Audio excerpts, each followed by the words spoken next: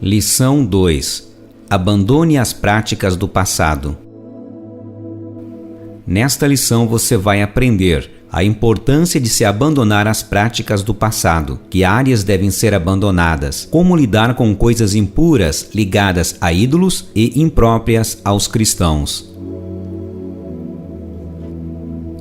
Uma vez que você nasceu de novo e é uma nova criatura, precisa se desfazer das coisas de sua velha vida. É absolutamente imprescindível que você encerre todas as práticas e costumes anteriores que são incompatíveis com a palavra de Deus. Certamente você tem uma série de coisas a serem abandonadas.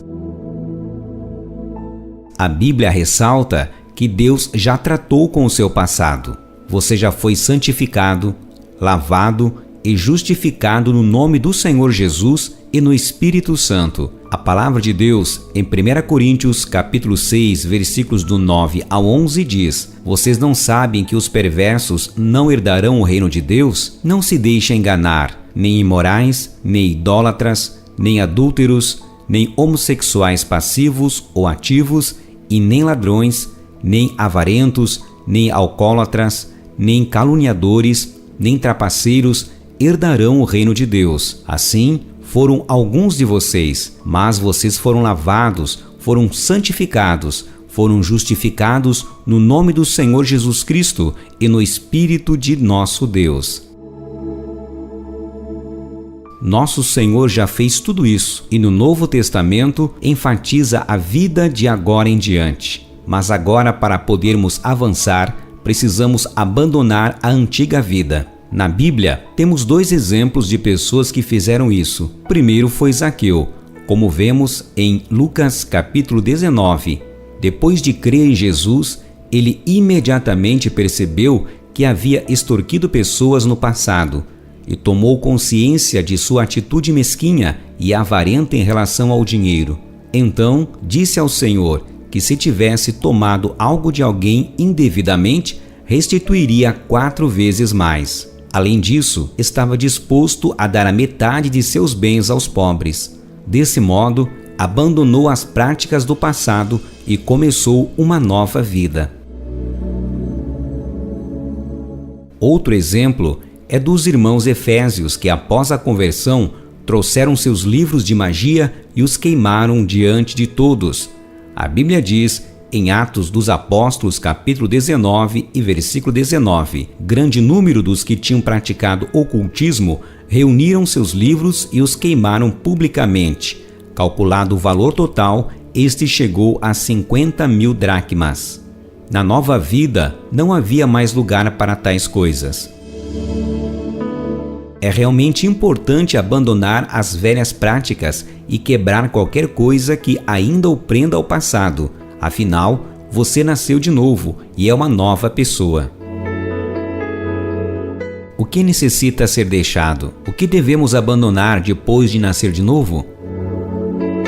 Há 4 tipos de coisas que precisamos deixar completamente. Aquelas que são ligadas a ídolos, malignas e impuras, injustas e impróprias.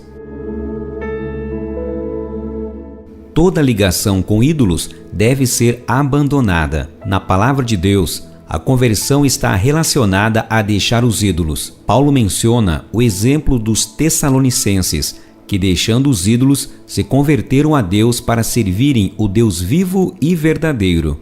Na palavra de Deus, em 1 Tessalonicenses capítulo 1 e versículo 9 diz: Pois eles mesmos relatam de que maneira vocês nos receberam e como se voltaram para Deus, deixando os ídolos a fim de servir ao Deus vivo e verdadeiro. Lembre-se de que você agora é templo do Espírito Santo. Que comunhão pode haver entre Deus e os ídolos? A palavra de Deus nos exorta claramente em 1 João capítulo 5 e versículo 21. Filhinhos, guardai-vos dos ídolos.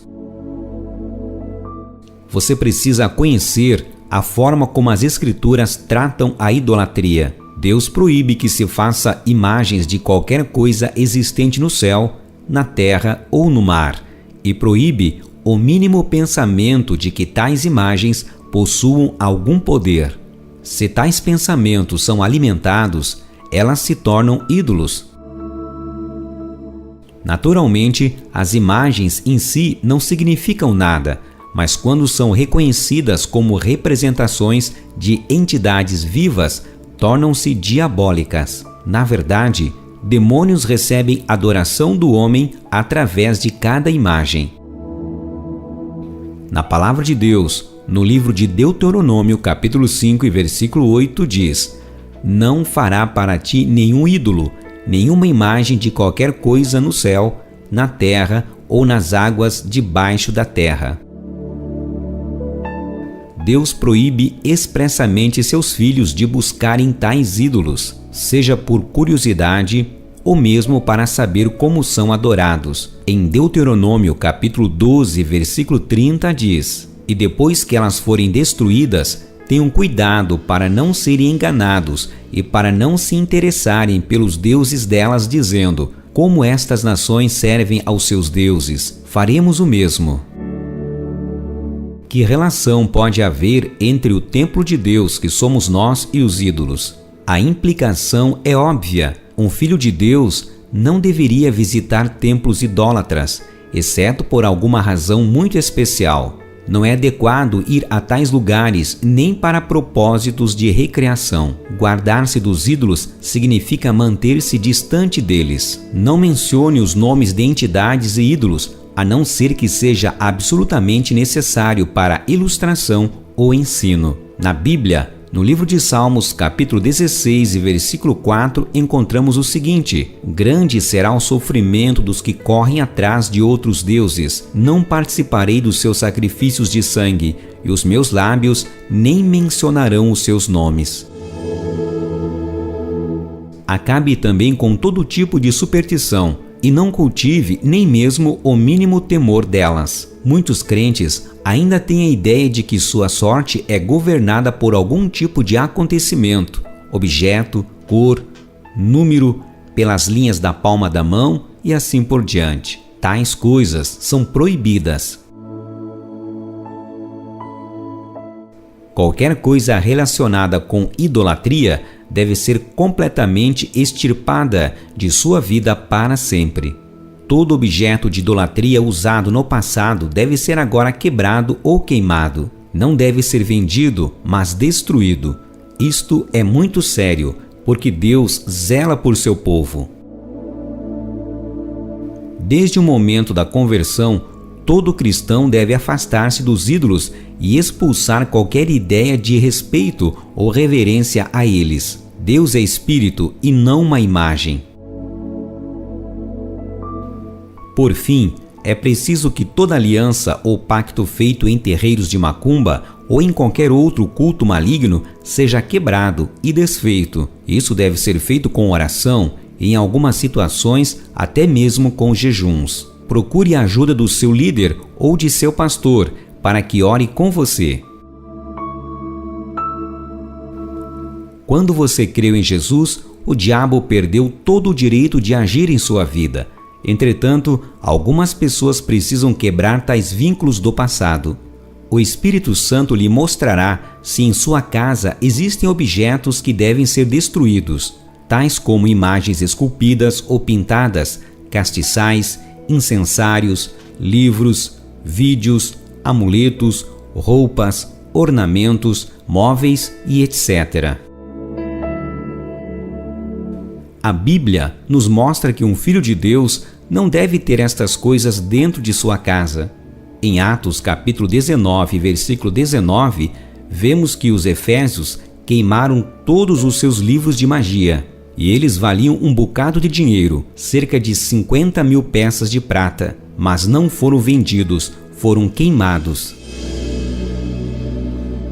Outra coisa que precisa ser deixada são os objetos malignos e também impuros. Estes precisam ser destruídos. Todo ídolo deve ser destruído e todo ensino maligno rejeitado. Qualquer objeto que tenha uma conexão clara com o pecado também deve ser destruído. Livros, CDs, DVDs e material pornográfico. Discos, fitas, CDs de músicas declaradamente sensuais ou da nova era, peças usadas em cerimoniais e cultos malignos e qualquer coisa que o Espírito Santo rejeitar. Há certas coisas, como roupas e móveis, por exemplo, que não têm uma conexão íntima com o pecado, mas ainda assim o Espírito Santo pode nos orientar a destruir e queimar, principalmente se tal objeto, móvel ou roupa foi usado por um longo período de tempo para o pecado. Um exemplo disso pode ser encontrado no livro de Levíticos, capítulo 13 e também capítulo 14, onde se fala sobre as roupas de alguém que havia contraído lepra. Depois de uma investigação, o sacerdote percebia que algumas daquelas roupas tinham sido contaminadas pela lepra e por isso deveriam ser queimadas. Outras, porém, que não haviam sido contaminadas, podiam apenas ser lavadas e usadas novamente. Compreendemos isso facilmente quando pensamos em roupas que outrora usávamos nas práticas de pecado, como a prostituição ou até mesmo homossexualismo, porque estão intimamente conectadas ao pecado e contaminadas por ele. Entretanto, há outras que ainda podem ser usadas depois de passarem por uma pequena reforma, caso o problema delas seja apenas de estilo. Você precisa perceber que ser um cristão é algo muito sério e também real. É muito mais que ir às reuniões da igreja e simplesmente ouvir bons sermões. Todas as áreas da sua vida precisam ser afetadas de tal forma que você nunca venha a se esquecer de quem você é agora.